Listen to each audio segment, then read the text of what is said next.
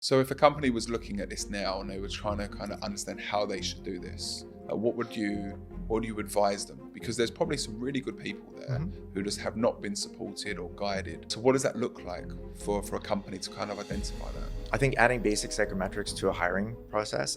Laszlo Bock did this really well at Google. He said, just hire really slowly. But 70% of the variance on all of those benefits that the organization enjoys comes down to the level of oxytocin flowing in the mind of an employee when they make eye contact with their line manager. Yeah. So you want to be happy? Scroll Instagram. Yeah. Eat a Big Mac. That'll make you happy. But if you want to be fulfilled, you're going to have to get to work. And you have to choose to do something difficult. And you're going to have to choose it because it's difficult. Do you not feel that's a problem at the moment? What's going on in the world? Yeah, some of it is just speed, like speed to decision. We roll over people because we're moving too fast. When we move fast and break things, some of the things we break are our hearts. With so much content out there, how do you avoid all the noise and cut straight to the value? What has become very apparent is that the best way to learn is to surround yourself with those you aspire to be. But you can't just watch what they do. At some point, you have to turn it into an action. Knowledge isn't power. Applied knowledge is power.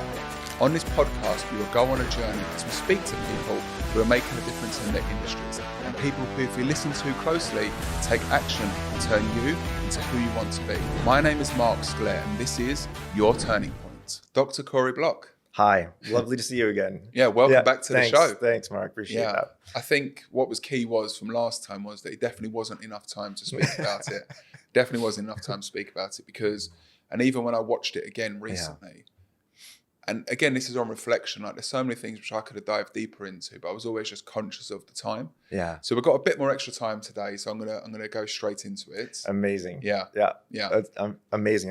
I'm excited to see you again. Yeah, no, thank you. So actually, since the last time you were in the studio, and this is what I'm impressed with you by as well, is like how quickly you put books out or bring books out. Yeah. So we've got the book here today, The Chief Executive Coach. Yep. Yeah. How was that writing that for you? Like Love at Work, all of my books are the product of my irritation with the world, right? Yeah. I read books and I love research, and so don't be impressed. Okay, I don't watch football, I don't play golf. I read, I write journal articles, and every once in a while I write a book. My wife has forbidden me from doing a third doctorate degree, so I just now I write a book every year as my output. But yeah, it's a hobby, and like Love at Work, I just became really irritated with some things that I thought were wrong with my industry, the executive coaching industry. So for me, every executive is like an Olympic level player. You think of business as athletics. The highest level of play is the executive suite in large organizations. At that level, you're playing a game that maybe 50 or 100 people in the world can play. And anytime you have a sport where there's like 100 people at your level in the world, you've got an Olympic sport. Yeah. So I think for me, it was just seeing how unregulated the term executive coach was. Like you can spend 6 weeks in ICF, get a certificate and call yourself an executive coach. Yeah. But you can't call yourself a physiotherapist unless you see a regulator, right? Like, and physiotherapy is small in terms of risk profile, but executive coaching is massive, right? The biggest risk isn't just getting an underqualified coach in front of an executive. The biggest risk is that the executive listens, takes the advice, and then 1,000 families lose their primary source of income as a result of a bad decision. So getting qualified coaches is a significant challenge. And then helping executives to understand the benefit is the second significant challenge, right? Because they're still thinking of it as therapy here. The FTSE 100, Fortune 500, the majority of those CXOs have coaches. It's a benefit. And it's a benefit for talent, like any kind of coaching, right? Your son is a good football player, you get him a coach, right? He's a good piano player, you get him a coach. And that's just sort of what we do with talent. And it's not different in the business world. It's not. I'm not here to fix broken people. I'm here to turn talent into Olympians. Yeah, we're gonna park that for a second because we've got a whole section on this. Okay, great. Yeah, no, it's great. Yeah, because for me, like this is so important, and for myself, who is a coach, and struggle with a bit of like, oh, can I really help these people? So, and we're diving into this, but do I need those skills? What skills do I need, or what skills does somebody need to actually be worthy of being in front of somebody like that, and not just be a good listener? So what is that next step? But we'll take it back a little bit. Sure. I can see you want to take that. You're ready for it's it, good. It's good. Go ahead. Okay. All right. So I want to start with the employee side of things. Actually. Yeah, sure. Yeah. And you mentioned something, and I've watched a lot of your content, and I've seen a lot of your stuff over the years, which for me, number one, your public speaking ability, getting people's attention, I'm really impressed by. So I'm always trying to learn from others with what they're doing. So I know that you're known as like the Vans guy as well. Yes. Yeah. So that's your thing. Thank you. Yes. Yeah. Which is really cool. Again, like if that's authentic to you and that's who you are. Yeah. It's the ones which try and do that sort of stuff to stand out, and it's not who they are at all. So that's who you are. Yeah. And consistency is key. Like, I really just don't stray from Vans. That's it. No, love it. Now, one thing you were speaking about the other day, and I'd like to touch on this quite a bit, is this Gartner report and the importance of a certain type of person within the business and how that really affects things in regards to somebody being fulfilled or happy within a workplace. So can you go into a bit more detail about that? Yeah, look, I think Gartner, and there's lots of research around the kinds of personalities and characters and skill sets that are required in the office. One of the things that it really highlights to me is the deficit that we have in leadership assessments and leadership training, because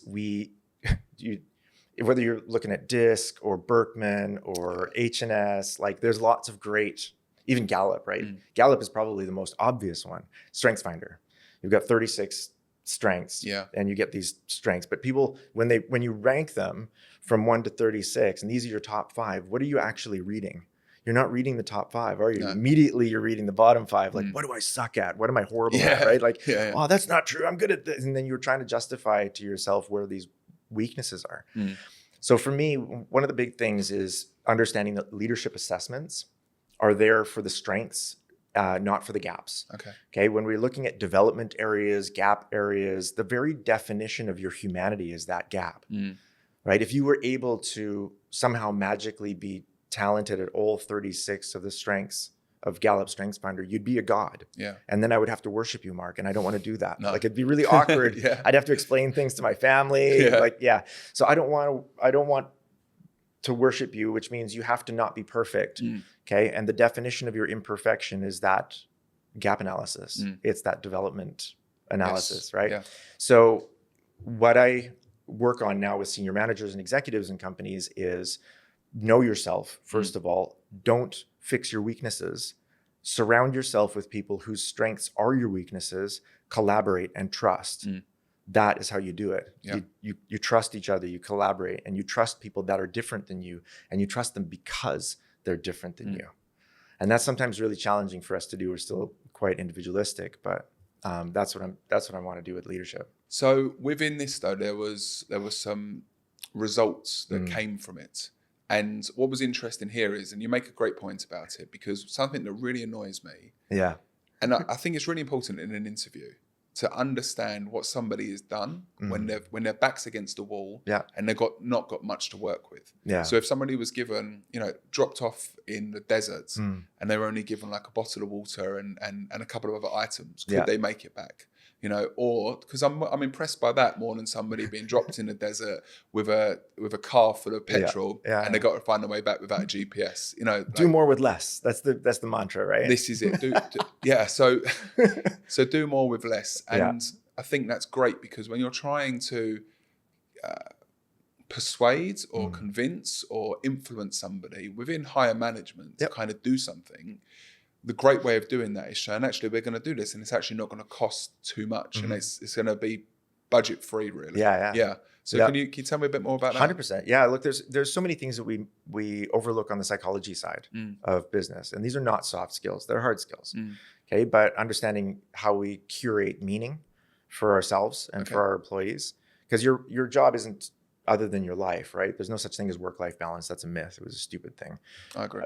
Because if there was work-life balance, that means your work is by definition other than your life, and that's not true. It's at least half, right? It's the place where you're spending the most time with other humans. So there's no such thing as work-life balance. The meaning that we get from the work that we do is intrinsic. We have to add value to the world in exchange for a share of the resources. So there's intrinsic value exchange there, but there's nobody's waking up passionate about the products and services of their company. They're not waking up going, oh my goodness, I'm so excited to move macaroni around the world today. Or, so excited about spreadsheets, right? Like the what of what we do it's incidental. But the meaning we find in it is why we're doing it and who we're with. So the why is the first one. right? And the why has nothing to do with the company. It's your career trajectory. You might enjoy what you do, but that's not why you do it, right? There's the money, there's the reward, the bonus. You might enjoy the game. It's the winning. So that's why you do it, right? You want a good quality of life for your family and your kids and all of that. Yeah. And then it's the who you're with. Yeah. And I think Gallup's study from 2019 did such a good job of showing this, right? That people who are, or companies whose employees are more engaged, they have like 41% less absenteeism, 59% less turnover. There's 17% higher performing. There's 21% more profitable.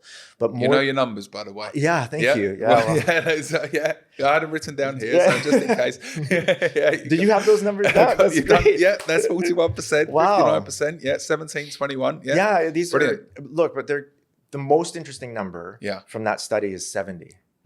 70% of the variance on all of those benefits, okay, that an organization enjoys from this study. And it's a big study, right? We're talking 147 industries, 50,000 different business units, 1.4 million employees in this study, okay? So it's massive. Yeah. But 70% of the variance on all of those benefits that the organization enjoys comes down to the level of oxytocin flowing in the mind of an employee when they make eye contact with their line manager. This, I kid you not, this is the science of it, okay? If they're stressed in the relationship with their line manager, they're not going to perform. They're not going to be engaged. They're going to live in fear. They're going to do the basics. They're not going to be innovative. They're not free to make mistakes. There's no freedom to fail. There's no currency for failure. Yeah. So you're not going to get as much done as a result of that. But if it's oxytocin, right? If they make eye contact and there's oxytocin, that means there's trust. There's freedom to fail. There's freedom to experiment. There's, I've got your back. They feel empowered. Then they're more engaged. On average, they'll work an extra hour a week of discretionary effort, which is an extra week's worth of work every year, right? And on average, they'll take 2 less leave days every year. And all of that adds up to significant benefits. On average, actually, they're willing to work for 23% less remuneration. Although, ironically, we end up paying them more because they're higher performing and they're more productive and they're more engaged, right? So the output is more. So they have more opportunities for advancements, more opportunities for raises, offer letters. They actually live a higher quality life.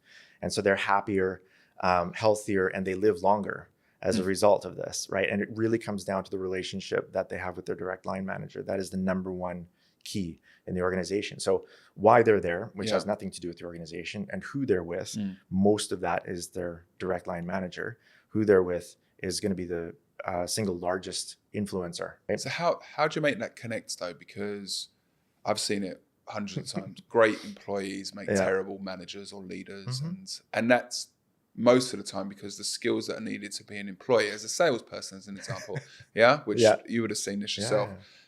They become a leader or a manager, whatever they want to call themselves, and the skills needed are just day and night between. We don't teach them. We don't, or they've just not been given that journey, that skill gap thing. So, but then as well, you could have a really good leader who just doesn't fit that type of company as well, or that type of team of what has been told for them to do as well. So I know that you work with companies in regards to that restructuring. So what does that look like when you're looking at kind of bringing on a sort of director within a business to identify if they're the right fit for it? The further up you go, the less technical you need. So what we do is we teach micromanagement from the bottom. You take a pool of like 8 accountants, and all of them are very good accountants, but one of them is the best.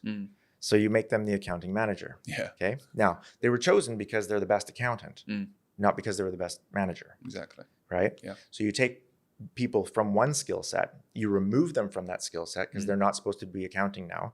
Now they're supposed to spend 50% of their time accounting and then 50% of their time managing 7 other accountants. We don't fill in the gap on that skill set of management. No. Okay. So we leave them in the dark. By definition, they're better than the other 7 at accounting. That's their skill set. So what do you think they're going to do?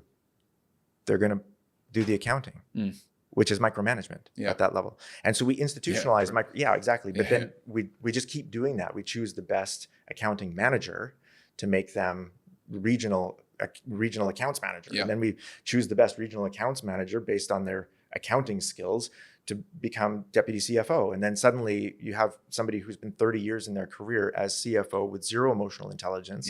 They still haven't been taught to step back from the accounting and just lead people Okay. And we don't give them the people skills. We don't give them the leadership skills. We don't take them away from the spreadsheets. And so they end up micromanaging. And you have massive, it's rampant because this is how every organization does it. We promote skill sets instead of mindsets.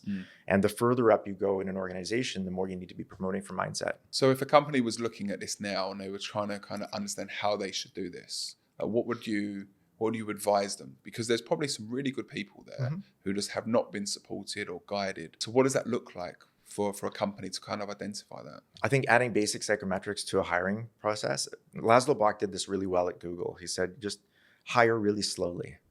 Hire really slowly. Yeah. I was doing an offsite last week with MasterCard, the regional executives for MasterCard. And on average, they have 5 interviews and it takes 9 months to put out an offer letter for any position at MasterCard, which I think is like, it's slow, but it's careful. Yeah.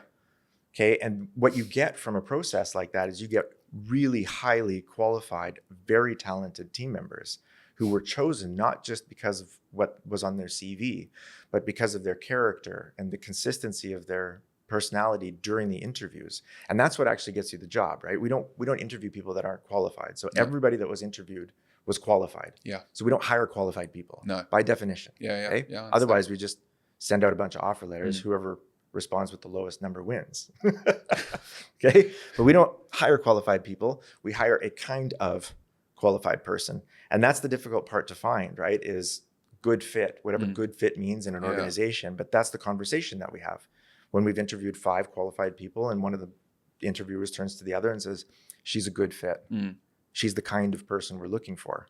Those definitions don't occur on LinkedIn. No. Okay. They don't occur on your CV. So how do you get them? Yeah. And one of the ways that we do it is basic psychometrics would be a really great way to see if that executive candidate fits into the team as a balance, right? And you're looking for somebody who's not like the others. Diversity in input-seeking behavior is one of the fastest ways to improve your decision-making quality, which improves your performance and improves your profitability. Okay, so if you have everybody around the executive table that are all from the same place, think like the same thing, watch the same movies, you've got a social club, but you don't have a great decision-making body. So we want diversity of character, gender, personality. We want to make sure that all of the 36 strengths on StrengthsFinder are represented in the top 10 of somebody at that executive committee table. Just want to unpack a little bit of that because all I heard before was like 5 months, 5 months to hire the person. Yeah. 9 months. 9 months. 9 months and 5 interviews. 9 months and 5 interviews. Yeah. First, like what's interesting to me is because when I decided to get out of the company, I was quite happy in. And looking back on reflection, I probably never should have left. But anyway, it's a chapter in your life, whatever it is. I wasn't patient enough looking for another job. I kind of went for an interview. I said, "Why have I not got the job yet?" Yeah. So I thought, I'll just start my own company up. You know, but to say 9 months, and this is the issue, especially in this market at the moment. But I also know people which are kind of I know that this is a higher up role, so probably difference in time it takes. But some people are promoting things. Oh, it should only take you 2 weeks or 2 to 4 weeks to find a job. I guess in a certain role, maybe. But when you're looking for the right people, but it kind of goes against what they talk about in Silicon Valley as well. Is like move and break things fast. Yeah. So, and you mentioned there's a guy from Google, which kind of said, take your time to do it. Yep. He's the reason I don't believe in like performance management. I don't think management can be. I don't think we can manage performance at all. Yeah. I think we can measure it, but we can't manage performance. We have apex predators. That's all we have in our organizations, and they will do whatever is in their best interest. So they manage their own performance. All we can do is incentivize and measure. And he's why I don't believe in talent retainment either, because with an unlimited budget at Google and the highest quality employee behavior data in the world, he couldn't even retain himself. Okay, after a decade, Laszlo Bock resigned from Google to go do his own thing. Okay, and so we talk about talent retainment. Yeah. Well, the number one talent retainment resource in the world couldn't do it for his own, like even in the mirror. So what was the reason for that though? Did he adventure? Oh, pardon? Adventure. Yeah, he had developed himself to the degree, to the highest degree that he thought he could do at Google, and he wanted to do something else. We're humans, right? Not resources. We are apex predators. Each and every one of the employees in your organization is the product of 10,000 iterations of a successfully improving survival and adaptation machine. So is Laszlo Bock. And the reason why I asked that, though, because someone that is, and you're sitting, like, you can sometimes outgrow the business. Yeah. So you might be very good at startup, but then when you actually scale up, Yeah. you've got the sort of wrong people there. You've got the wrong people sat. What's the phrase? The wrong people sat at the seats on the bus. Yeah. So you have to change it around. So they might have been perfect for that sort of startup period. And like you said, he probably wanted adventure. That's why I asked. But there's some people that just outgrow, or the business outgrows them. Yes, it happens. Yeah. It happens. But look, the truth through all of human history is the tribe is more important than any member of the tribe, including the chief. Okay. And it is an act of love to help somebody find an economic community where they thrive. And if they're not thriving in your economic community and your tribe is not benefiting from them being there, it's not loving to keep them. No. Because look, money aside, right? Every single day, they're bringing half of their life to that organization. True. And they're never going to get any of that time back. No. Money is common. Okay. We're printing more of it all the time. The only thing more common than money on this planet is air. And even that we have an atmosphere, so even that's limited. But the currencies, we're inventing new ones every day because we're bored with the currencies we have. Like, we're really literally just printing money. Yeah. And it's all unlimited. Okay. But time is sacred. We don't know how many days you're going to get, right? You just know that once today is over, it's never coming back. So this time that we spend together, this hour, it has to be as meaningful as possible for both of us, because the hour is never coming back. That's it. And it's the same for your employees. If they're coming to work and they're not thriving and they're not being developed and there's no joy in what they do and there's no fulfillment in the work that they're doing and the tribe is not benefiting from it, it's an act of love to set them free. We don't just kick them out. Hopefully we're getting to the place where we're more mature about that now, and we say, hey, listen, I want to facilitate you into a community where you're thriving, where you're developing, where you're happy, where you're working with people that you love, and you're focused on your goals, your personal goals. I want to help you do that. So I call that a de-hiring process. We get people hired out of our company into somebody else's company, but we're intentional as an organization in helping them do that. We don't just kick them out on the street. We're going to de-hire you. So not a spite employee then. No. Recommend to somebody else, and they were like the worst. Look, I think that's an act of love and care, right? And I think that acknowledges both what the tribe needs and what the individual needs. No, it's an interesting one. Like, from my own experience as well, I left the company, like I mentioned. I was always, when I look back on it now, I think to myself, why didn't my director just say to me, like, Mark, you're stupid, what are you doing? But unfortunately, what I came to learn is that they had a need for kind of wanting to change things up a little bit. And me kind of doing that was perfect, because then he could go back to the board and be like, okay, someone's happy to leave now. Yeah. But then, I went back and I said, well, can I not just come back? He goes, no, it's too late now. Yeah, the tribe moved on. Yeah, the tribe moved on. Now, you mentioned a word here. You've used it quite a bit, okay? Which happy. Is? Happy. Yeah. So I just want to, and you said this, and I think it's really important to talk about as well. Happiness is a distraction from fulfillment. That's true.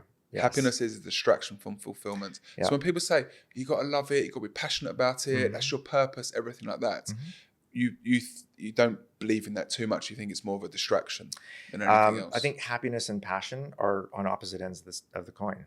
Okay. Passion is, it's from Latin, it's passio. It means to suffer. Okay. Passion is something that you're willing to suffer for, which is what leads to fulfillment. Fulfillment is what happens when you do something hard and you do it because it's hard, and then you finish it. And the achievement is valuable because the achievement was hard. If I look back on my career, for example, if you've looked at my LinkedIn profile, it's horrific. It's like it's a week long. It's terrible. But one of the things that you'll notice is I've done a lot of really difficult things. I've started 5 companies of my own. I've been bankrupt a couple of times and survived that. That's not fatal. No. Raising 5 kids. I've published 9 books. I've done 4 postgraduate degrees.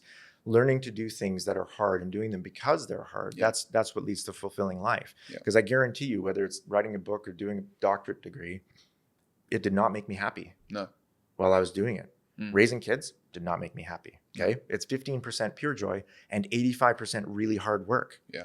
But it's the fact that it's hard that makes it fulfilling. Yeah. It's the fact the mountaintop is only fulfilling when you reach it because the climb was hard. right? And it's halfway up the climb when you're cursing yourself for your past decisions, and you're still looking at another 2 kilometers before you reach the summit, and you're screaming and yelling at yourself to just take another step, take another step, take another step. That's what makes it fulfilling. When you get to the top and it's like, oh, I did it in spite of all of this. Yeah. Happiness is easy. It's a combination of dopamine, oxytocin, serotonin, endorphins. That's it. You can trigger it with Big Mac and Netflix. Yeah. So you want to be happy? Scroll Instagram. Yeah. Eat a Big Mac. That'll make you happy. But if you want to be fulfilled, you're going to have to get to work. And you have to choose to do something difficult. And you're going to have to choose it because it's difficult. Yeah, I think the person you want to become is very different to who you are now. So there's a lot of changes that's got to be made. Yep. And there's a lot of discipline, a lot of things you've got to go through. Yeah. You know, you look at fitness. I don't like going to the gym, but it gets me in the right frame of mind in the morning. Like I feel embarrassed if I've not gone that day. Yeah. With myself, somebody will check in on me as well, be like, "Oh, have you been today?" And I'm like, "No." So actually, that's what gets me up. Yeah. Yeah. And then, as you all know as well, once you get started with it and start to build momentum, yes, it ends up being one of the best training sessions you've ever had as well. Yeah. Yeah. Exactly. And it's the same with our mental fitness as it is with our physical fitness. What we're capable of today is because of yesterday's hard work, right? So the more fulfilling things you can do, the more fulfilling things you can do. Yeah. It wasn't, so after I published a book, then I do a degree, then I do another book, then I do another degree. And now I write and publish a book every year and people are like, oh my goodness, that's a blistering pace. I'm like, no, but one of my friends, Marshall Goldsmith, published a book or two every year for the last while of his life. And he earned the right to keep that pace. Yeah. Because he trained for that pace. Yes, but one thing that's amazing with you as well is that you write in coffee shops. I love that. Yeah. Yeah, I just honestly, like I've got ADHD music. I haven't got ADHD, but I listen to that focus music. Yeah. I take these Lions mains drops. Yeah. I try not to do any social media beforehand. Yeah. And then I just try and lock myself in like this zone. You get into flow state. Trying to get into flow state, yeah. How successful are you? I have my moments. Okay. Yeah, no, I really, like, I've had to block certain websites on my laptop as well. Right. So the thing, there's awareness, and there's management. Yeah. So I'm aware that I love cashew nuts, yeah? Yeah, okay. I'm aware I love cashew nuts. The way I manage it is that I'll only buy 50 grams at a time. Right. Because otherwise I'll eat the whole bag. Right. Yeah, that's how it is. So when it comes down to these other things, I will... Because, you lose your sense for a moment. You go, let me just check the Daily Mail quick. Let me just check LinkedIn quickly. And next thing you know, you're doom scrolling. So the only way that I know to stop that is by not having any access to it. Yep. And that's the only way I can cope with it. But when I'm in that state and I feel it, I don't know if it's as it's happening or just on reflection afterwards, but like it's an out of body experience and I just go into it. Yeah. But I know it's very hard to maintain it. Maybe there's a 25-minute thing you can do, which you check in, check out. But then you have that 5-minute break, and then I've got to get back into it. So I can trigger myself into flow within 20 seconds, and I can maintain it for 8 hours. And is there predictably breathing into that? Is there breathing into that? No, I have a trigger song, and all it is just whatever fires together, wires together. Fires together, wires together? Yeah, okay. This is the first rule of neuroplasticity. Okay. Whatever fires together, wires together. Whatever fires apart, wires apart. Okay. So I've actually programmed a ritual in my head, and the initiation of that ritual is a song on a trip hop playlist that I have that maintains a certain kind of beat. But I've heard the beginning of the song thousands of times, and I've heard the end maybe 5 or 6. Yeah. Just because I slip into flow so quickly, because my brain knows, we're going into a flow state now. And that's in your head though. Sorry. Yes. That's in your head. So you're not actually playing. You're not getting your iPod out or your iPhone out and playing it. Oh no, it is. No. Yeah, it's in my earphones. It's in your earphones. Yeah, okay. Yeah. So I've got my headphones on, and in a cafe, there's enough visual chaos that my reticular activation system is tickled but not distracted. Okay. So it has things to do. It's sorting out if there are any opportunities and threats around me, and there aren't. No. But it has to sort them out. If I'm in a room where nothing is moving, I can't concentrate. There has to be some visual chaos and some auditory chaos too. So I need the music. But you know what I do? I'll look at and I'll be like, those two people, what conversation are they having? I'm like, I start picturing or creating this idea of what brings them here today. Because I like telling stories. Yeah. So I start to imagine and then I'm like, I've not done any work. And if you were a creative writer, that would be amazing. Yeah. Yeah. But it's not helpful to get into flow by looking around and focusing on other people. So when you get focused on the task, I don't have any notifications on any of my devices. I do not wear a smartwatch because I don't think smartwatches exist. I agree with you. 100%, yeah, it's a complete myth. Yeah. They are purpose-built distraction machines. True. Okay. and they have supercomputers and armies of engineers trying to figure out how to break your focus as often as possible, and they're smarter than you. Yeah. Right. Yeah. So I don't think smartwatches exist. No.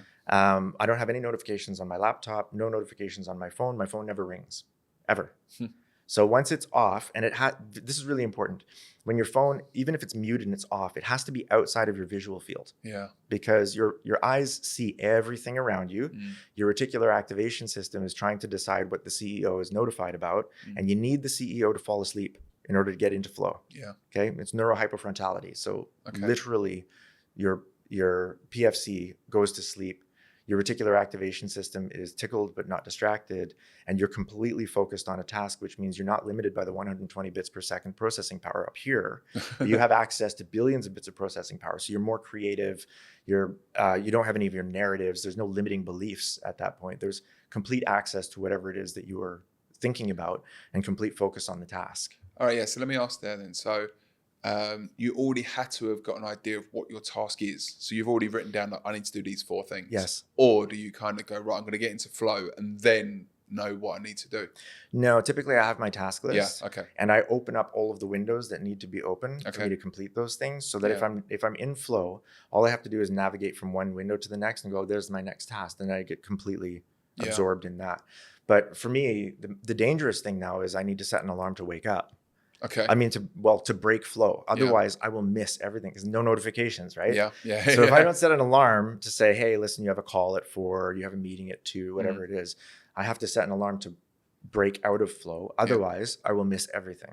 I will just stay in. Yeah. And that's how I do it.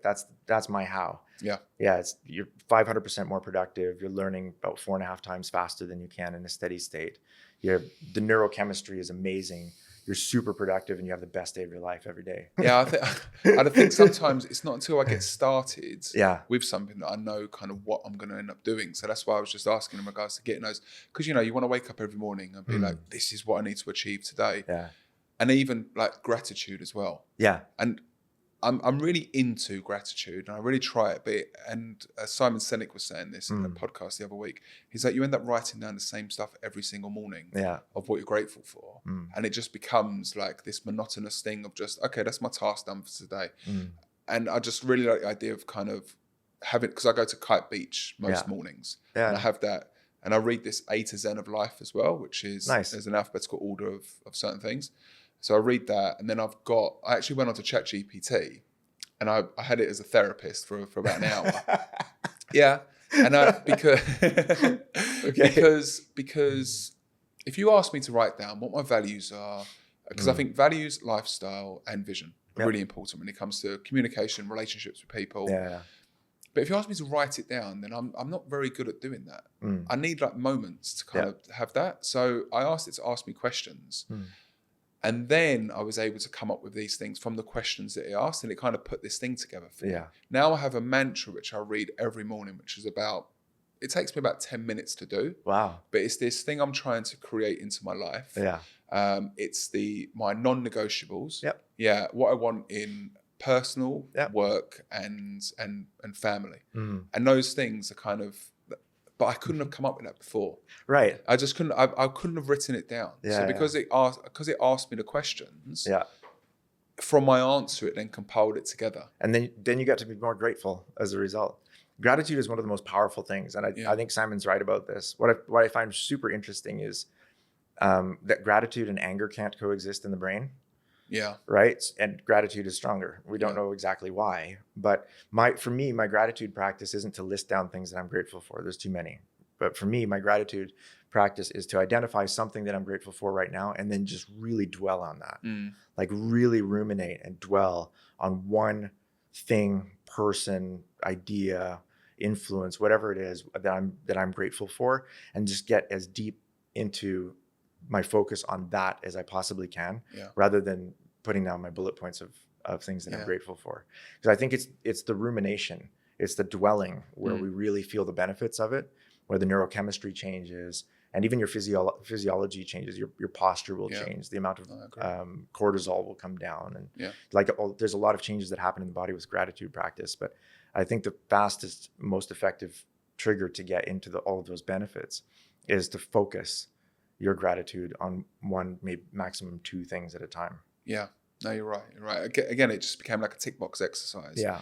And yeah, you need those you just need to have that deep thought, and not everybody gets those moments Yeah. because they've got their lives going on and the kids Yeah, kicking them and waking them up and doing, and I'm, as much as, because I'm not married and not got kids, Yeah. I've got nieces and nephews that live here, so those are my moments of madness and I can Yeah. step away. Yeah. But in the morning I get up around 5 a.m, go Yeah. to the gym, go to the beach, and that's my time Yeah. to have that before the world kind of wakes up and distracts me, really. Yeah. No, I get it. Yeah. I have a good morning routine as well. I also work out in the morning. Yeah. I always do CrossFit or RPM or something where somebody else is telling me what to do.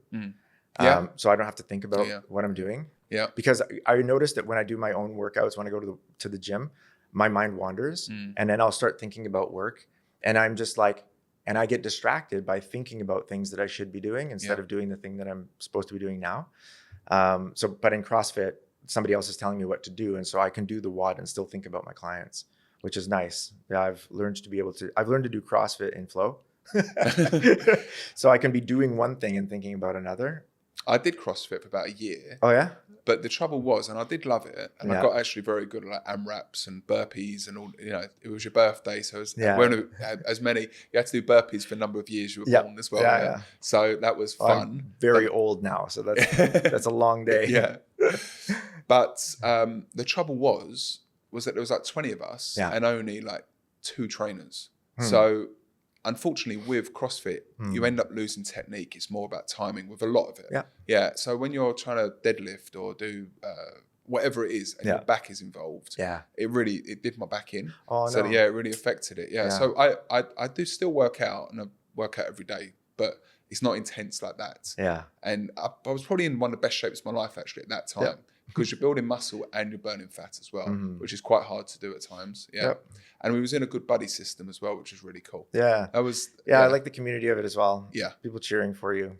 I think the CrossFit and High Rocks and those kinds of functional fitness is the closest we get to physically treating ourselves like the apex predators we're actually designed to be. Remember, you're physiologically, you're designed for war. Yeah. You're designed for hunting. You're designed for starvation. You're designed, we're far more capable than we think. Yeah. Because we live in an abundant world where our biggest problem is, what are we going to order from Talabat today? And we end up doom scrolling Talabat because we can't decide because we've made too many decisions that day. But yeah, we forget our ancestors, the ones that earned us the right to be born. They did so by surviving unbelievable scarcity and violence. And they earned you the right to be born by making it work, whatever the world threw at them. Flood, famine, war, disease, all of it. And they survived all of it and raised kids amidst all of it. And they kept those kids alive for like a decade until they could hunt and gather for themselves. And that's a miracle. Every generation was a miracle. Yeah. And now we're the latest iteration in that improving design, and we live in the most abundant time in human history, and yet our anxiety levels are through the roof, and we're still burning out. It's honestly, like sometimes I think of an era I'd love to be just living in. Yeah, and I'd probably say the 1950s is peak time for me. Because it's simple. Simple. Yeah. Yeah, there just isn't. And the only thing I'd probably say is like good air conditioning. That's all I'd ask for, like good air conditioning. Because how could you live like the Middle East at that time as well? But good air conditioning and good health, like, advanced science in regards to that. Yeah. That's literally the only thing, because everything else now is just a distraction. Yeah. And when we look at these inventions and things that have happened, were the things that we had as other options before really that bad? Like we had a phone. Yeah. We could write letters. Yeah. Oh, it took a day. Oh, God forbid. Yeah. God forbid someone should come the next day. Yeah. Now they want it in an hour or 2 minutes. So this whole convenience of life, that's what I like. That would be, I feel, without getting too deep here, like humans' biggest downfall. We're on a progression flywheel that we don't know how to manage. It's unmanageable, but the benefit is that it got us to where we are, right? It's how we built the pyramids. It's how we got to the moon. We raise the level of expectation in terms of our performance, and then we have to augment or automate something in order to meet that level of expectation, which improves our productivity.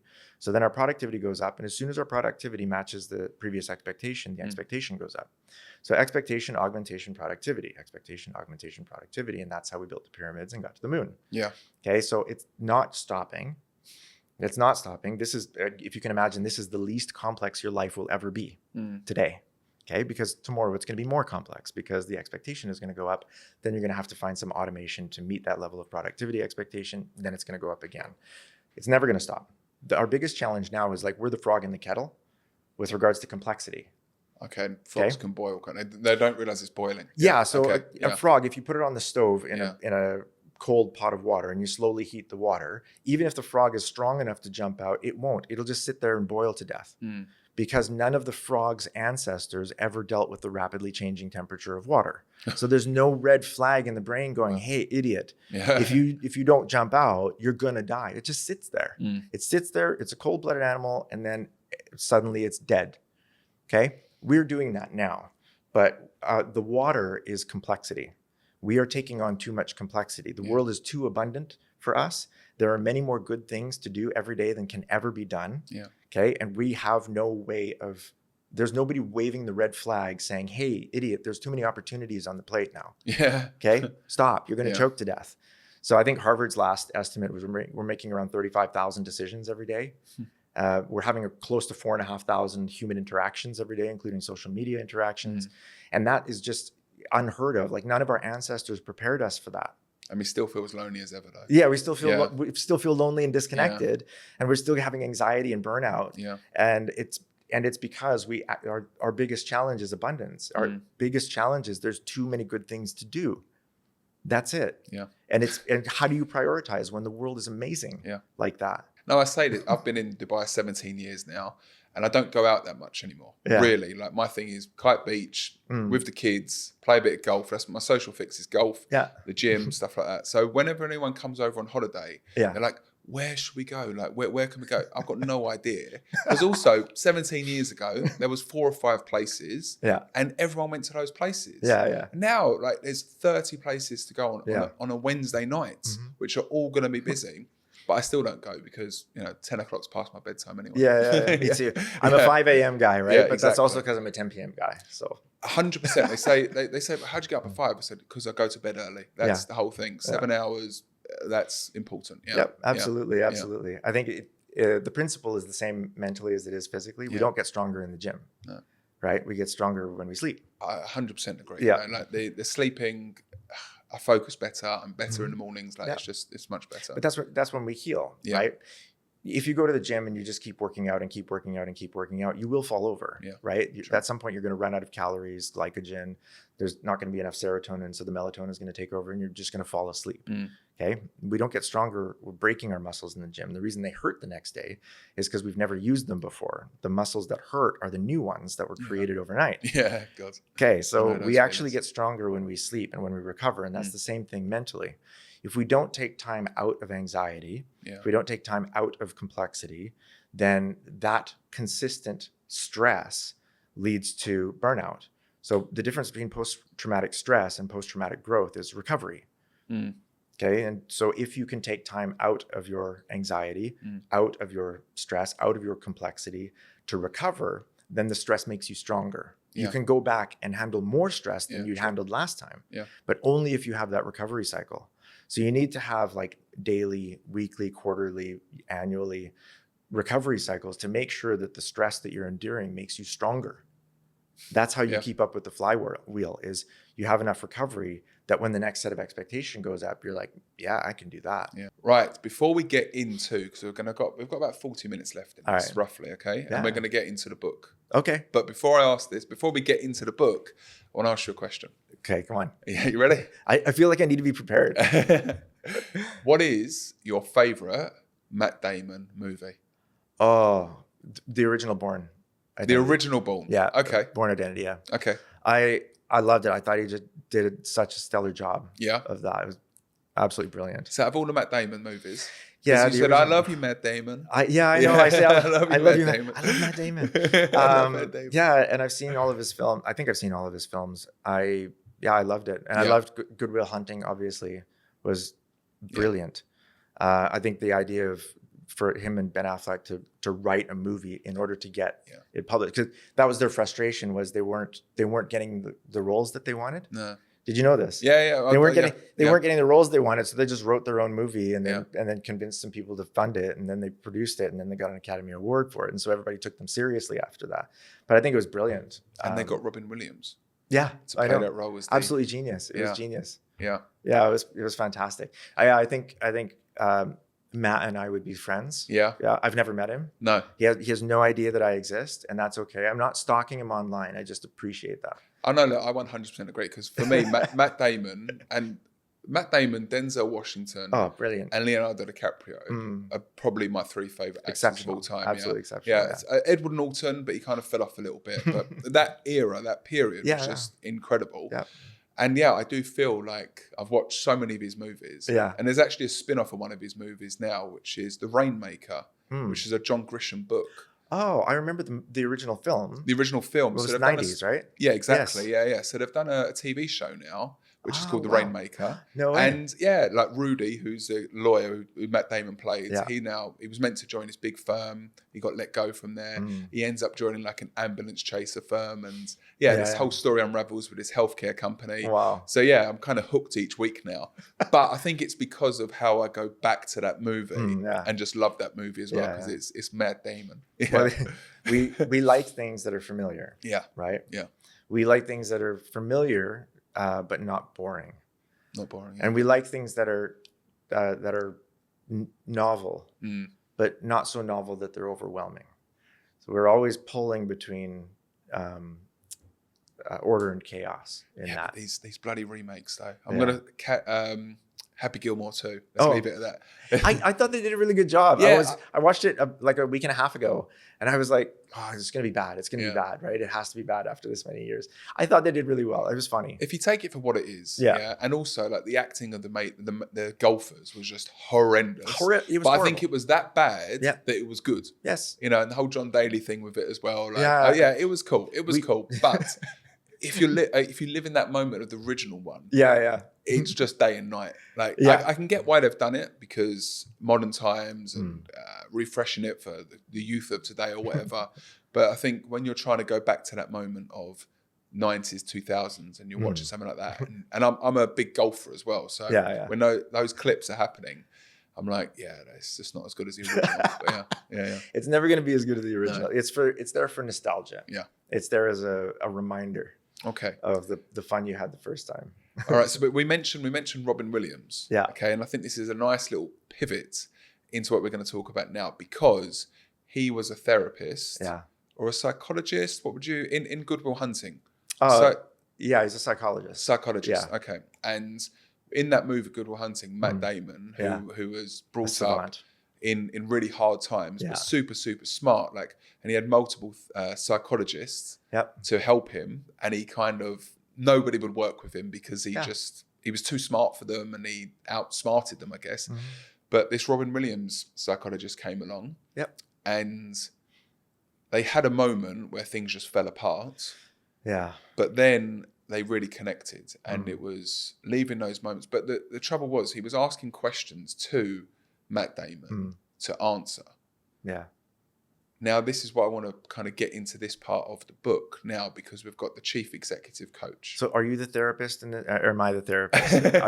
I'm not sure which end of the... I'm not sure. We'll see how the next half an hour goes. Right. Yeah. But the whole part of this book, which you speak about, really is that there are people, and I believe, when I do my training as well, I call myself a facilitator, because I believe the answers are in the room. Yeah, and it's my job to kind of get people communicating and talking. Yeah, and you touched on this as well in the first time we spoke. And you said, right, but when you get up higher, they're not looking to be listened to or do kumbaya. That's right. They want to hear real information. Yes. And when you spoke about so many of everybody being executive coach these days, you said a number which I heard, which was over 300,000 people on LinkedIn have a title of executive coach. That's correct. Yeah, which really blew my mind, actually. Look, you can't call yourself a physiotherapist in Dubai unless you go to a regulatory body and say that, yes, you are a physiotherapist. There's a minimum level of requirement, and the government monitors that because of the risk profile of a physiotherapist.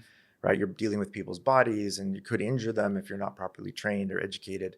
And that should be the same for executive coaches, right? Because the risk profile of an executive coach is massive. Yeah, I think for me, the most dangerous thing isn't that the executive finds an underqualified coach. It's that they listen to the underqualified coach, make a decision for the organization and wipe $1 million off the bottom line, right? Or kill 4% of the stock price and then and then you have 1 million investors whose wealth is just magically disappeared because the CEO took advice from a bad coach. And it can happen because the term is not regulated. So anybody can call themselves an executive coach with zero training, you don't even need a credential of any kind. No. You just say it. And I think that's shocking to me. That'd be like, if anybody from anywhere can say that they're an Olympic coach. No, but you can't say that. Okay. Unless you've actually coached an Olympian who's competed in the Olympics, then you can call yourself an Olympic coach. There's real qualifications for that. And just because you call yourself a football coach doesn't mean you're qualified to coach an Olympic football team, right? That's a different level of play. So coaching business, coaching and leadership, pure coaching, which is strictly Socratic coaching, those very, very useful sets of tools, but they really run out of runway quickly when you get to the executive suite, because when you're there at that level, you're looking for an Olympic level of play, okay, first of all, and then you need an Olympic level of coach in order to increase that athlete's level of play.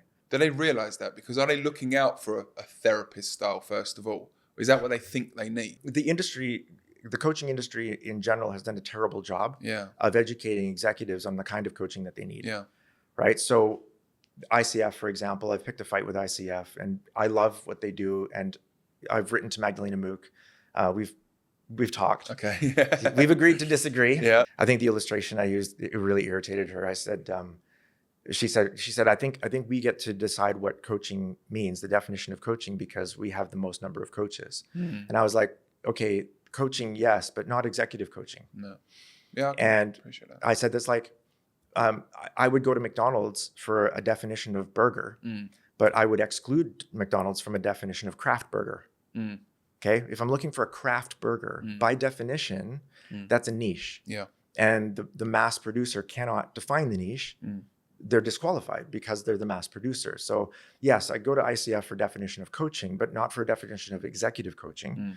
For executive coaching, I go to executive coaches or executives to find out what kind of coaching they need. And the job of an executive coach is to improve the executive performance of the executive. Okay, let's not mince about. My job isn't therapy. No. I'm not there to fix broken people. Okay, they're talented. They're highly talented individuals. They got to that level of play where there's maybe 50 to 100 people in the world that can do what they do. That is an Olympic level of play. I don't play the game as well as they can. Okay, so I can't run their companies for them, but I can coach them at their level of play, and all of them, their performance improves as a result of that. Okay, and that's what we really need to start measuring is what kind of coaching helps an executive to perform better as an executive. Well, that's a great question, Dr. Corrie Block. So please, what type of coaching does that? What does that look like? What does that look like when you're? Because first of all, there's the whole thing of the ego, which they would have. Okay, so you have to disarm them in some sort of way. But let's leave that to the side for a little bit. You're actually now having a real conversation with an executive. And you're now going to bring value to them. What does that coaching actually look like in those moments then? Yeah, we first of all, really great lines of questioning, right? Deep questioning, and then really, really good sets of tools. Okay. And multiple sets of tools. You think about it like you would an Olympic coach. Okay. The Olympic coach can't play the game as well as their athlete can. But the athlete doesn't need to know the viscosity of the material that they're going to wear during competition, and the coach does. Okay. The athlete doesn't need to know all of the nutritional value of everything that they're eating, but the coach does. The coach needs to know nutrition, physiology, recovery, mindset, psychology, sports psychology. They need to know the mechanics of the game. They need to know whatever technology has been invented in the last season in order to improve the gameplay. There's so many different skill sets that go into being an Olympic level coach. It's not just athletics. It's athletics and everything. And that's the same as at an executive level. When I'm coaching the CEO of an organization, one of the most challenging things that they deal with is isolation. Okay. Yes. Yeah. Yeah. So the big challenge is and I love Simon Sinek, but he's wrong about this. Okay. He's wrong about the vulnerability thing, because at the top level, there's a kind of authenticity that undermines your ability to perform. Yeah. Right? If a CEO is having imposter syndrome or a little insecurity about a strategy, and believe me, they all do, Right. because their role in their industry at that level has never existed before. They are doing what is the equivalent of setting a world record every day. Okay, because the level of complexity, the industry, the environment, the political landscape, the economic landscape, the currency value, everything is changing around them all the time in such a complex and interconnected way that their job has never existed before, and they're kind of learning how to do it every day. So yeah, a little bit of imposter syndrome might go along with that, but they can't tell the executive committee, hey guys, I'm a little unsure about what we're doing here. And they can't tell the board of directors they've got imposter syndrome, because that undermines the confidence in their leadership. Being no confidence vote. Yes, right? So the board needs to be confident in the CEO in order to delegate authority from the shareholders. And the executive committee needs to be confident in the CEO in order to align their teams toward the vision and the strategy. So who does the CEO talk to, right?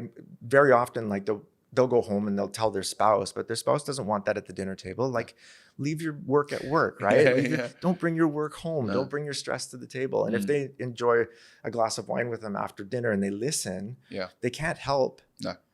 They don't know the context, and you're just disempowering your spouse at that point, right? So you say stuff and you can unburden yourself, but what can they do? And then you've disempowered this person that loves you. And anyway, so that's the job of a coach. The coach needs to understand the sport, understand the gameplay, understand the player, understand the material that they're wearing in competition. So then what are the tools though? Because you mentioned tools. Yeah, really good. So what are the tools which are needed then when it comes to an executive? Yep. You need business acumen. Okay. First of all, you need to understand the game of business in general, which means you need to understand all of the verticals in a standard organization: finance, HR, marketing, sales, operations, manufacturing, product design. All of those things you have to have a better than average understanding of. Yeah. Okay. Yep. In order to coach at the executive level, because that's the level of play that they're at. You need to understand, depending on the size of the organization, you need to understand human psychology, group psychology and dynamics, organizational dynamics. I think probably the best research we have on effective executive coaching is that people either come from business and learn psychology to become an executive coach, or they come from psychology and they learn business to become an executive coach. And either of those is possible. What do you reckon?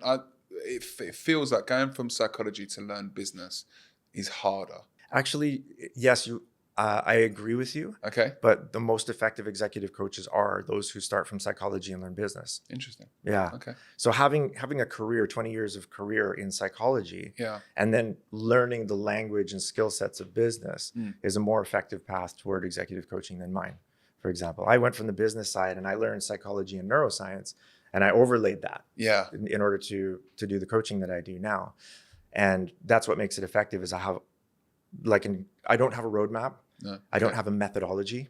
I have a warehouse of tools, and I know which tools I need for what it is that we're facing. I'm hearing Liam Neeson at the moment in Taken. I've acquired a certain level of skill. I've acquired a particular set of skills. That's exactly what it is. Over a long and illustrious career, I will find you. Yeah.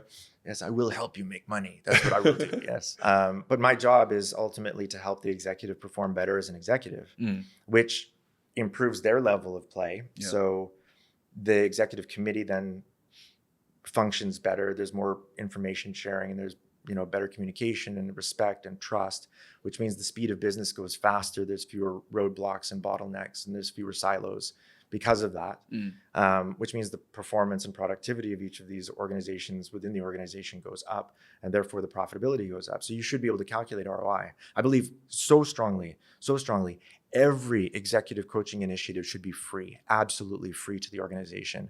A good executive coach should be able to show their ROI, and that ROI should be positive 100% of the time. There should be if the athlete isn't running faster, then the coach isn't coaching the athlete to run faster, and they're not actually finding the key to help them to run faster. So you have to measure the performance of the executive. You have to know that performance impacts directly on the profitability of the organization, you have to be able to calculate that. But I think all executive coaching should be free. What do you mean by free though? Like what? So if you're part of a company, Yep. then that should be just part of the program. It shouldn't be something you have to pay for yourself. No, I think it should be free. It's free to the organization. We should be able to prove ROI. Yeah, and it's not difficult to do that. I built 4 different models for ROI. The most effective ones are the ones I used at ADNOC and EN, formerly Etisalat here. Yeah. I had 6 of their roles, 4 CXOs and 2 GCXOs over the course of a year. And we used the KPI mapping model that I developed with Jack Phillips to track what the ROI of executive coaching was, specifically my executive coaching on these 6 roles. So we built the calculator, myself and the CFO, and then some of the inputs are done by the executive, some of the inputs are done by HR for the KPIs, and we just match KPIs to coaching goals and coaching goal success. And then we come up with some influence, like what is the influence of executive coaching on your performance in this particular KPI? It's not 0, but it's not 100, so maybe 2%. I'm going to say it nudged me in the right direction a couple of times. And so 2% of my wins in this KPI are because of coaching. Well, we know the dollar value of the year-on-year gain for that KPI. And so we know the influence, the dollar value of that coaching. So if we add that up at the end of the year and divide it by the cost of the coach's fees, you end up with an ROI number.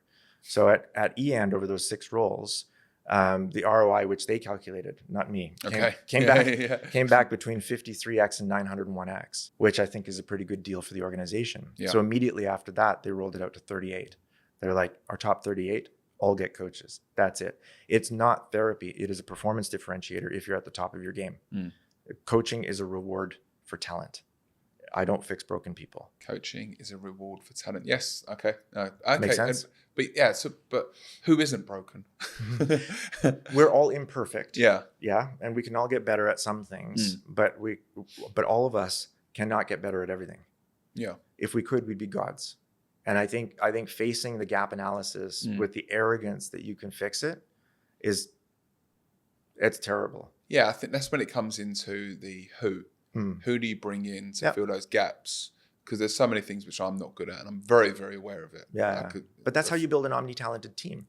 If you want omni-talented leadership, the only way to do it is a committee of people that trust each other and collaborate with each other who are all different. Yeah. And they're different in ways that complement so that the entire spectrum, all of the DISC is represented, all of the MBTIs are represented, all of the 36 strengths from Gallup are represented. You get balance, as much balance as you can on that team, and you build trust and you share information. That's how you build omni-talented leadership for an organization.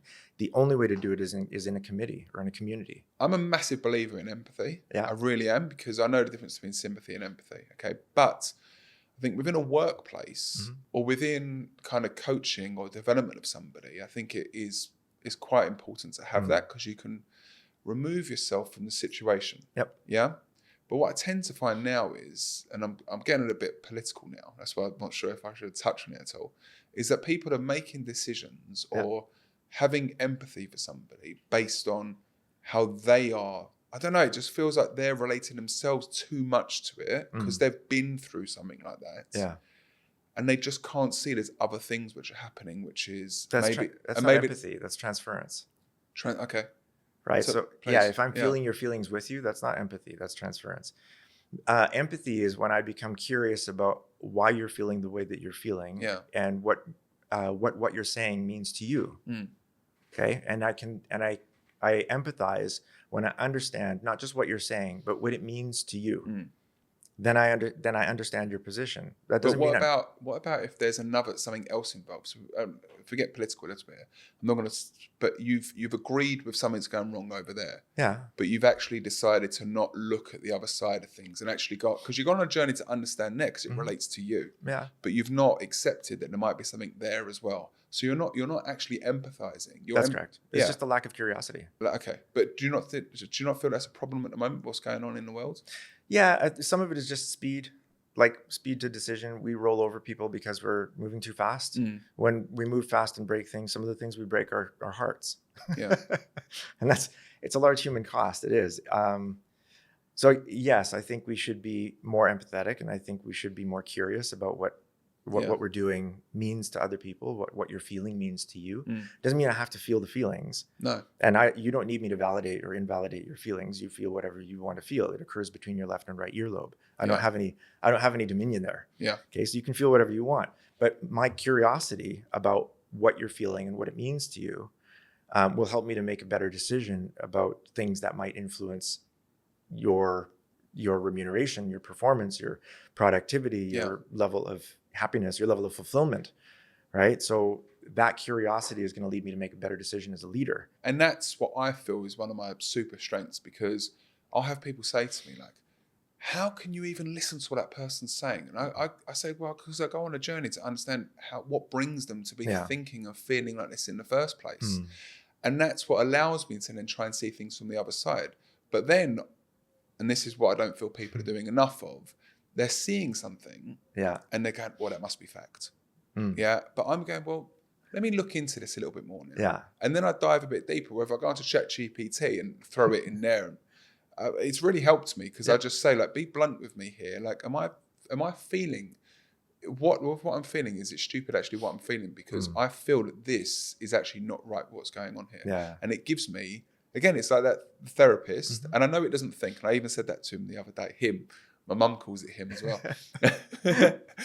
I said, I know you're not a thinker. I know you're a collector of information. Yeah. Okay. But is it, with what I'm processing here now, is it actually making sense with my trail of thought? Like, what's going on? Of course it's going to affirm you. No, because I'll tell you why. Because I said, don't be nice to me, because it comes out with, you're doing amazing, this is great. Oh, what a great question to ask. It's a cheerleader. Yeah, exactly. But I said to him or her, whatever you want, whatever you want to say, I said, I don't want you to be my support here. I need you to ask me real questions and call me out on stuff as well. So this is what I think, because I'll put in like an outlay for a coaching, which I want to do. And I'll be like, oh, what do you think of this? Oh, it's great, it's amazing. No, what am I missing here? What's something which I should be doing I'm not doing? And then it comes up with suggestions. So it's your thought partner, which I like the idea of. It gets the ideas going on in your head. We should be doing that more with each other. And this is where a good deal of executives that I work with tend to change their behavior. They tend to listen more as a result of coaching, because they become greedy. Yeah. They think they're being selfish when they walk in the room and display their competence. These are my feathers. This is how much smarter I am than you. Blah, blah, blah. These are all the things that are wrong with their... Okay, so they go in and they spend most of their time talking. And I tell them, look, the highest quality of information in the room isn't what you walked in with. Yeah. You already have that. True. The highest quality of information in the room is the combination of what you've already got and what they haven't told you. So how are you going to get the highest quality of information if your mouth is open the whole time? So it's that, again, triggering curiosity for the sake of your own greed, if necessary. I agree. Be information greedy. Get as much information out of your people as possible. Get them talking. I think Peter Drucker said it best, right? The most important ingredient in active listening is a closed mouth. Yes. Yours. Yeah. Not to put too fine a point on it. Start there. Okay. And then when you do open your mouth, it's those clarifying questions. It's the curiosity questions that helps a couple of things. One, it improves the quality of information that you have as a leader to make a decision. Yeah. Because it gets everything out from them that they know, which you then combine with what you haven't told them to create the highest quality of information. So be greedy. Also, if you're curious about what they're saying means to them and you're asking good quality questions in a way that keeps them talking, they're going to register that as empathy, whether it is or not. Whether you intend it as empathy or not, your curiosity is going to register. Yeah. So their loyalty to you is going to go up. You're going to start benefiting from all of those, the Gallup benefits, right? Because they're going to think that you care more. Even if you don't care more, you're just being information greedy. They're going to think you care more and you're more curious about their stuff. And yeah, so you're going to benefit both ways. You said something quite funny the other day, actually, and you haven't said it yet, so I actually want to say it, is the Michael Phelps example. Oh, yeah. With the coach, though. And the coach is like trying to talk to him and he goes, yeah, but I've just watched like a YouTube video. And they're not saying that in there. And this is the thing, right? Like you ask executives, who's your coach? Oh, I don't have a coach. Or they'll say ChatGPT is my coach. And I'm like, okay, but how many Olympians went to the Olympics without a coach? Yeah. 0. Well, that's not true. There was actually 2 in the last Olympics. Okay. That went. One because their paperwork. I actually did the research on this to find out. One because the paperwork for the coach wasn't done properly, and the other one because the coach and the athlete had a falling out a couple of months before the Olympics. Didn't have time to register a new coach. But the other 10,498 athletes all had coaches. Yeah. That's how they got there. That's how they stay there. And so when you ask an executive, like, who's your coach? Oh, and it's fine. I'll just watch a couple of YouTube videos. It's the same as like an Olympic swimmer, like Michael Phelps, right? And you say, hey, Michael, you ready for the race? He'd be like, yeah, I watched a YouTube video on how to swim faster this morning. So I'm feeling like I'm pretty good. I don't really need Bob Bowman. Bob Bowman is the name of his coach for all five Olympic games, right? Amazing. Bob was never a competitive swimmer, by the way. Okay. Yeah, he swam. Well, that was going to be my point. Like, do you actually need to have that in the locker? No. No, he swam for 2 seasons in university in like 1983, 1984. Do you think his experience in 1983 as a swimmer had any bearing at all on his expertise as a coach for Michael Phelps in 2000? No. 17 years later, the entire sport of swimming was different. Okay, so we call it knowledge half-life. Okay, knowledge has a half-life in every industry. In telecommunications, it's about 2 years. In most businesses, it's about 5 years. It means that whatever you knew 5 years ago is worth about half as much on the market today. Okay, so a CEO that resigns and then 10 years later is an executive coach but hasn't been developing themselves, whatever experience they had as a CEO is worth about 20%, 25% of what it used to be, because the role has changed. Yeah. Right. What's required of a CEO, knowing things about artificial intelligence and its impact on your industry and how you're being disrupted without even noticing. Right. You have to know things that you didn't have to know then. So if all a coach is their past performance and the age of that performance is 5 years or more, they're not going to be an exceptional coach. No. So Bob Bowman, the coach for Michael Phelps, threw all 39 world records, all 28 Olympic medals. Bob Bowman was his coach. Bob's job was to make sure that he could coach Michael to swim better. Bob could never swim like Michael, but Bob knew the viscosity of the material he was wearing. Bob knew exactly the luminosity of his goggles and how they fit and what they're made of. He knew everything that guy was eating, drinking, who he was speaking to, the kinds of influences that he had on him, the books that he was reading, the podcasts Bob knew everything about Michael. Michael described Bob. Okay, and this is where we get into like the high performance coaching. Okay, Michael described Bob as a master tactician. Quote, he's a master tactician. Yes. Okay. Yeah, he had formulas and methods for finding, like, for breaking everything down into the tiniest little piece and then fixing it one tiny little piece at a time.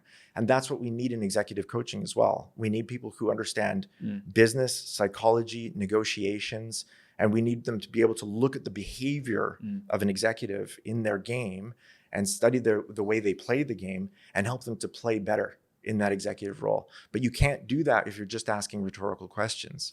You have to know the material that they're wearing. You have to know the strategy that they're following. You have to be able to speak into mindset. You have to be able to have that Pygmalion effect on them in order to get them to the place where they can perform at their natural best. It's kind of like marginal gains as well with the British cycling team. But they're not marginal. Well, but it's not marginal individually. Yeah, but all together. Yeah, because like you said, like with the British cycling team, they used to carry customized beds to the hotels so people get better sleeps. Like those little things, which when you got the budget, you can do those sort of things. Yes, that's right. But in the whole thing of an Olympics, to carry beds with you is a small thing to do. But it makes such a difference because that extra sleep, better recovery, like you mentioned before. All those things are so important. But so did he work with anybody else other than Michael Phelps? No. Bob Bowman and Michael Phelps were together for those 5 Olympic Games, all 5. So do you think they were just the perfect fit? But in regards to his style, like it just connected with Michael and Michael Phelps in the best way. Yeah, I think it was just a perfect fit. Or could he have adapted to? I'm trying to think of another American during that time. But they were both adapting. Yeah. Okay. The fact is, you break 39 world records by definition by doing something that no human has ever done before. There's no mentoring for that. No. You can't be mentored into doing something that no human has ever done. No, true. Okay, that's because it's never been done. That's how you get people to believe sometimes, because you say, well, they've done it. It's Yeah. possible. It's like the Yeah. first guy that run the Roger Bannister, isn't it? Run the first ever under 5 minutes in the mile. Yeah. He did it, Yeah. and then within a year, Everybody's doing it. Everybody's doing it. Yes. Because there's that proof. But to never do it, to never have anyone do it before, is real. But that's what we have in business. Yeah. Okay, you think about, take any industry like airline, for example. There are exactly 3 airline CEOs in the UAE. 3. There's Etihad, Fly Dubai, and Emirates. Yeah, I was just thinking of CEOs. Yeah, okay, yeah. There are 3 CEOs Yeah. in the airline industry. That is an Olympic level of play. Okay, and you have hundreds of thousands of families that are being fed by the aviation industry, and the risk profile for the investors is massive, right? Like Tim has a bad day and suddenly the investors lose 2-3% on the stock price. Well, yeah, you kind of want Tim to be performing at his best. Yeah. Okay, because everything that he does every day is going to impact on the bottom line. How much he sleeps, how much he drinks, how much he pays attention to the news or doesn't pay attention to the news. The emotional state he is in when he leaves his house is going to influence how fast he reaches decision fatigue at the end of that day, right? Whether he reaches it at 2:00 or 2:30. So what about because presidential advisors as well? Like, what is that? Is that type of executive coach type thing? Like they've got advisors who are feeding them in information. Like, what does that look like compared to? Advising is a kind of coaching. I think that's more informational. Okay. You're there to be a source of information. You're a filter for them to then be able to make they can make their informed own decision. Yeah. Okay. But the job of an advisor isn't to help the king perform better as a king. It's to provide information that the king might use to make their decisions. Yeah. So it's not very far away from what I do, but my focus isn't to just provide information for my clients. My focus is to help them to perform better as executives in their roles. For that, I need to know how they're being judged, how they're judging themselves, what higher level performance is for them. And I did a quick back of the napkin to find out, the majority of my clients get a 22.5% uplift in their personal income within 18 months of coaching with me. Yeah. So it takes a little bit to come back, but everybody that's invested with me, whether personally or corporately, the company makes a tremendous amount of more money than they spend. And the ROI is always positive, even on the individuals.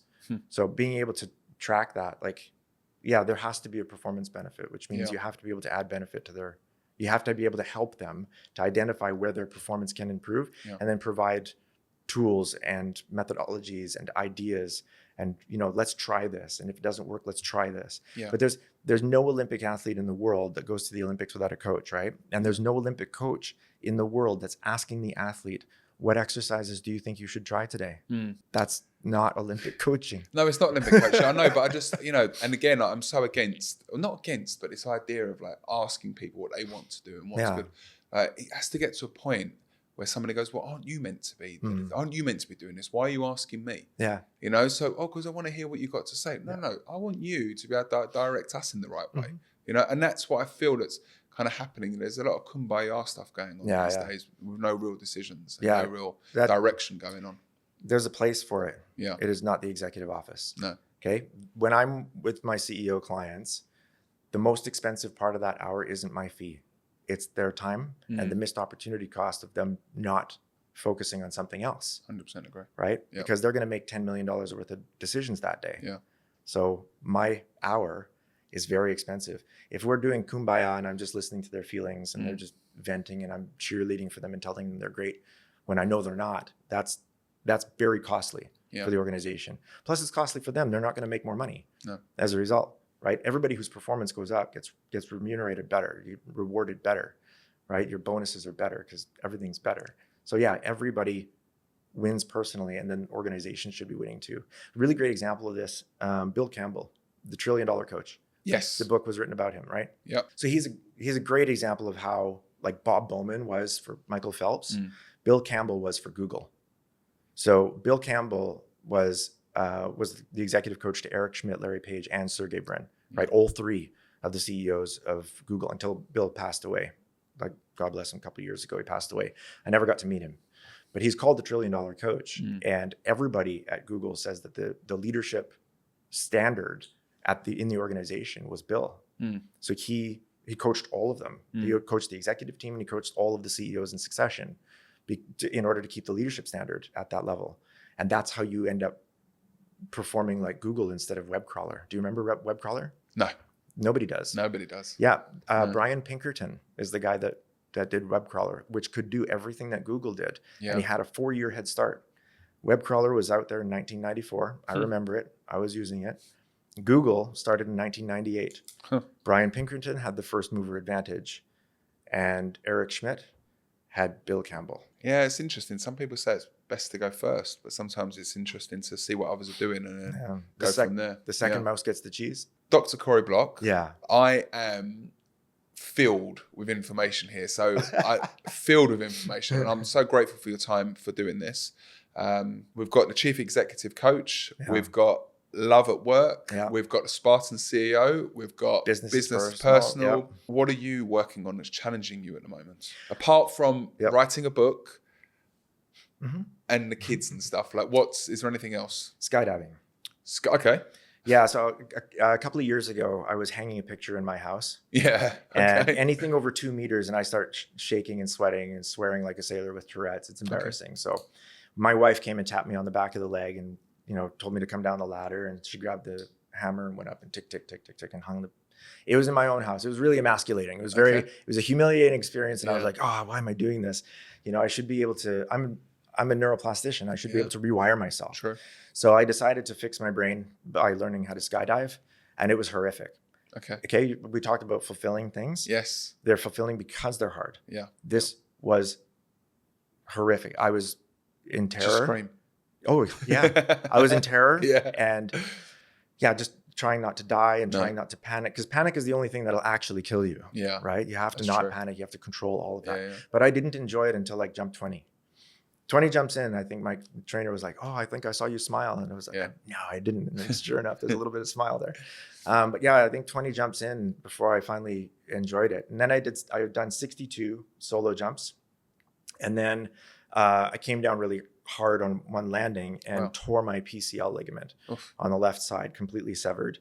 I spent a year doing rehab, and it has miraculously reattached, which I'm told is very rare. Okay. So I'm grateful for that. But I just got the MRI about 6 weeks ago, and I'm waiting for the drop zone in the desert to reopen. Okay. And so I'm looking forward in October to jumping again for the first time in more than 18 months. I'm terrified. Maybe I'll come and join you. We should come. I've got immediately I have anxiety. I don't know if you can hear the change in my voice, but immediately like my chest is constricting, and I have memories of enjoying it, but it was long enough ago that the fear is creeping back, and I'm like, oh goodness. So that for me is my next big challenge. I need to skydive, which tackles two fears. One is the fear of heights, and the second is fear of injuring my leg again. I need to survive that and not injure myself.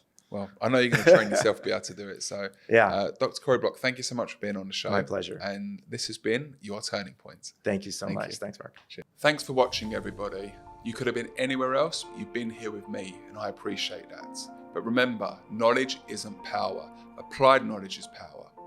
From this episode, take one thing and action it, and you never know where it's going to get you. Now, if you've seen this as valuable, the only way we spread this across the community is by you liking, commenting, and sharing. Because everybody, this could be their turning point.